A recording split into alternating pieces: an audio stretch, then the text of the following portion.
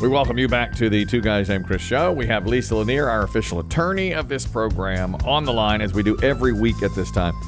She's just informed Biggie that next week she'll be doing the report live from... Am I not supposed to say that? I don't know. I didn't get her permission. Some things are just, I tell you.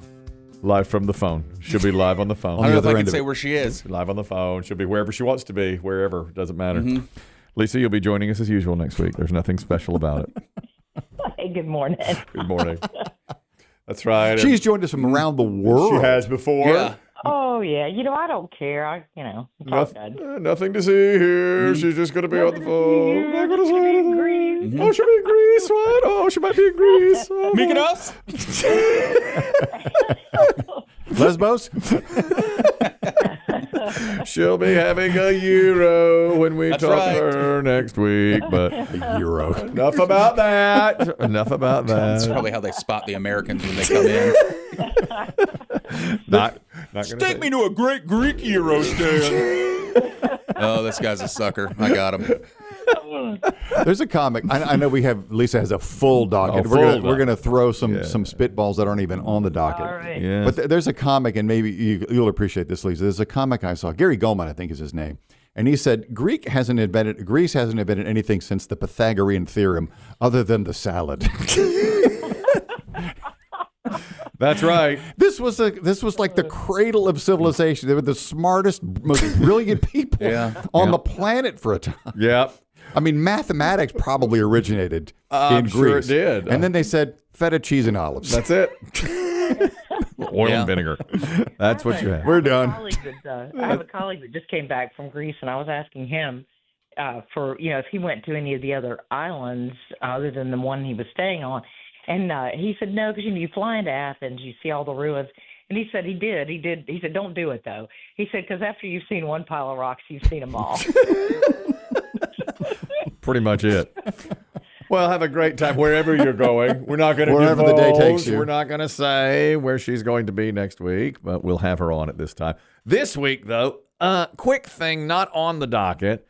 Biggie's watched the Karen Reed documentary. Now, I've seen it in and out while battling sleep in the afternoons. My wife is watching it. I feel like it's way too much reasonable doubt. So does Biggie. Do you think she's finally going to be acquitted during this second trial now? The first trial was a hung jury. What do you think, Lisa? I think there's a lot of doubt. I think they have definitely done a good job. Her team has done a good job for her. But, I will say my gut after watching the documentary was that she did hit him while drunk. This was my take. Mm-hmm. But it should just be like a vehicular manslaughter, not this second degree thing. I think for sure. I think it ought to be a slam dunk on second degree, but watch the jury go. Juries are so unpredictable. But yeah, no, I don't think there is any second degree murder here. And I love all the crazy elements to this. And the interesting thing from that documentary is I just reading it on paper up to that point, I thought I liked her. I thought, wow, this lady's really, she's handling this really well. But then when you see her and you hear her for real in the documentary, I couldn't stand her. I know. Like, oh my God. She's so unlikable. Very unlikable. Yeah. Exactly. I don't think she did it. You do not. I don't think she did it at all. I don't think she did it. Backed into him. No, I don't think she did. I think she's a nut. Mm-hmm. I do think she was a crazy girlfriend, soon to be ex-girlfriend. I don't think she did it, but I can't stand her. No, I can't either. Really. But I do think that prejudices juries too, don't you think, Lisa? Oh, right. Yeah, don't you think, Lisa? Oh, for sure. And all those recordings they played of her screaming at him on his voicemail. I mean, it was painful. You could see the jury just wincing. Mm-hmm. And she was, and he was such a solid guy. Like was just a great guy. Police officer, took care of his dead sister's children and raised them like they were his own. I mean, granted, he had a little too much to drink pretty often, I think, and that's part of why he's dead now. Right? No doubt. What a great guy. Yeah. I will tell you, Lisa, I was astonished, and I just told the guys this. The amount of drinking those people did and do, they were drinking all the time, it sounded like. Yeah. As much as possible. It's crazy. It really, it's an Incredibles. And now, We didn't get into it. We're late to the game on it, but now we're into it. As a family. As a family, that's right. How about this one, Lisa? This is on the docket. A California doctor is suing a Thai restaurant. She got a dish at a Thai restaurant. Coup de Thai is the name of the restaurant, and she got their Dragon Balls, which is an appetizer. And when she got them, she said, I want them mild. And when they served them, not only were they not mild, she says that it did damage to her vocal cords, burned them, her esophagus, the inside of her nostrils. They were so hot. She literally said these are unfit for human consumption. And I want to sue this restaurant because it's left her permanently scarred on the inside. But they say we can't make them mild. The pepper that we use is already chopped up in the meat, and she should have known this, and it's displayed properly. What are your thoughts here, Lisa? Can she win this lawsuit? You know, it's possible, but I have some skepticism around this case. First of all, she's representing herself, pro se, which typically means she hasn't been able to find an attorney to take it. And this sort of, I like spicy food a lot. And this drives me crazy when somebody says, let's go get some Thai food. Thai food's spicy, right? Yeah, let's go get some Thai food. Yeah. Then they go in there and go, can you make mine mild? I mean, come on. Come on. Why are we here? Why are we here? Right? For bland chicken and rice? That's right. Go somewhere else. That's right. I just thought he was asking for something to be made mild that has the spice already ground up into it. Right? That's right. So, the Colonel's across the street. That's right. Exactly. Oh my gosh. But so the pepper that is in this is only ranges from a 50,000 to 100,000 on the Scoville heat unit scale, which we measure peppers by, which is not as hot as a habanero. It is a little more spicy than a jalapeno typically, but not as hot as a habanero. So it's not like this was some really crazy pepper, right? Yeah. And California, though, where this happened, is a strict liability, products liability state, which means she doesn't have to prove that they were negligent, but she does have to show that the product was defective. They are an assumption of the risk state, which I think is going to present a problem for her because she went to a Thai place and she ordered something that is called Dragon Balls. Yeah, okay. All right. It is in the name. All right, yeah. Got it. According to the current menu, there is a spicy little pepper icon that's it. next to the dish. That's what they claim too, right? Yeah. I'm with you. I don't think she's going to want. And did it really, if it's not that hot, slightly hotter than a habanero, does it really burn her vocal cords and esophagus? She's got to prove it burned all that. She says it burned her nostril. Yeah. What, did she snort it? I mean, what's going on? Really? How did that happen?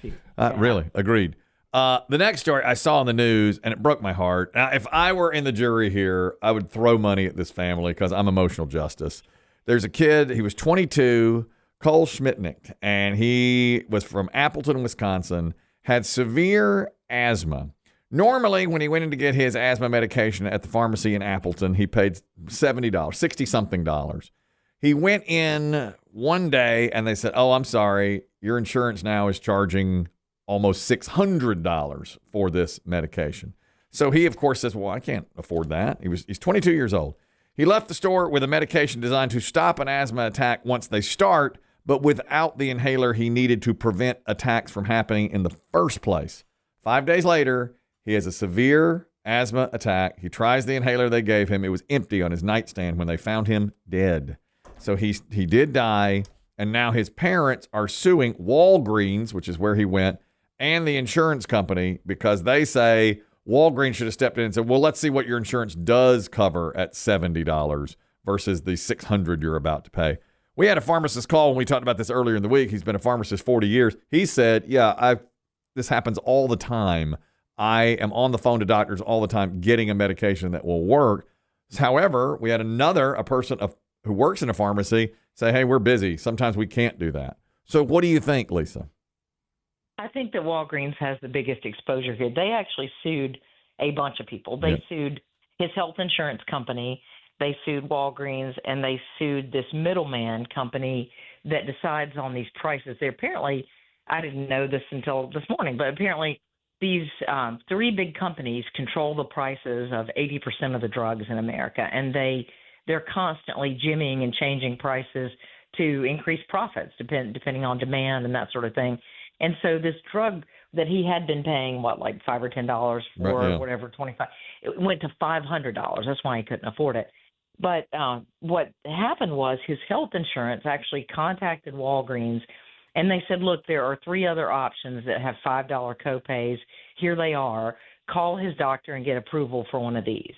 They do the same thing. Mm-hmm. And the Walgreens didn't do that. So I think Walgreens is on the hook for this because they got the message from the health insurance carrier that there was a good substitute for this, and they didn't follow through on it. It just seems it's all what a waste. He was 22 years old. I mean, what? Oh, he was cute. I put his picture on my Lanier social media. Cute guy, young. I mean, just prime of his life. Immaterial that he's cute, but still. He was very cute. Yeah.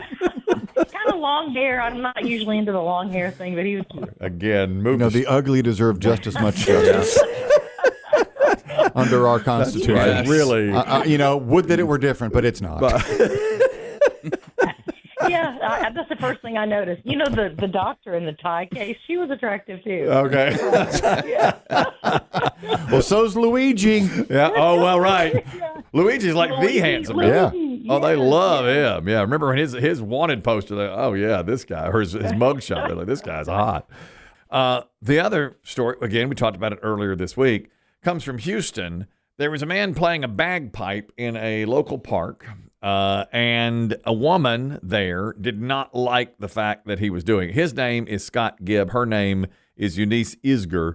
She went up to him. Eventually, she took her phone and shined it right in his face, the flashlight right in his face, to stop him from playing the bagpipe. Did she mean to do that, or was she trying to get the camera on? Sometimes I've done. Well, she's older. She's older. You mishit the Right. icon. But she says, I'm trying to enjoy a peaceful day here in the park, and he's playing bagpipes. He says, it's a public park. She said I had no right to play here in this public park. She said, I'm going to call my husband. He's a federal judge, and he's going to make you stop. The question is, they're loud, they're bagpipes. It is a public park. Can't she enjoy the quiet? I'm the one taking up for this, Karen, saying, hey, I'm saying, look, I mean, it might be a public park, but that doesn't mean you can sit there and play the bagpipes, or does it, Lisa? He's allowed to play the bagpipes there. And they have that like Scoville, heat scale. Yes. I kind of have my, like attractiveness scale because that's the first thing I go to. This lady, she's way low. Just seeing a mugshot. There's Eunice. Just seeing a picture of her. Oh, Eunice. I put Eunice on my social media too. Not next to the cute kid. Oh, not attractive. Jeez. Right I hate to say this, but she was kind of set up for failure with the name Eunice. Like, I bet they're like, that baby's a Eunice. She just went 100% Karen on him, going out there saying, my husband's a federal judge and he's going to make you stop. I mean, come on. No. And, the guy, he probably, I'm just guessing here, he's probably coming out there so he doesn't bother people like in his apartment complex or his neighborhood or whatever. And he's perfectly allowed to do it. He didn't violate any noise ordinances or anything like that. And she was just being a Karen. And she did actually attack. It wasn't just I think the first physical contact was her trying to block the phone because his wife started recording. That's right. Her. That's right. But then the wife turned, the bagpipe wife turned and started to try to get away from this lady. And she did pursue her. Eunice fell down, got up. 76-year-old got up, continued to pursue her, and grabbed her by the backpack, which is again an assault. That's right. That's right. She put hands on her. That's correct. Put hands on her. Yep. Do you think the wife turned around and said, "Man, you really look like a Eunice. This is obvious." You look so damn ugly. Yeah, no. One more great case from Canada here. Lawrence Campbell, Winnipeg, paid for a lottery ticket that turned out to be a $3.6 million winner. That's U.S. money, $5 million Canadian. But he did not have any ID at the time. He had lost his wallet. He had no ID, couldn't prove anything.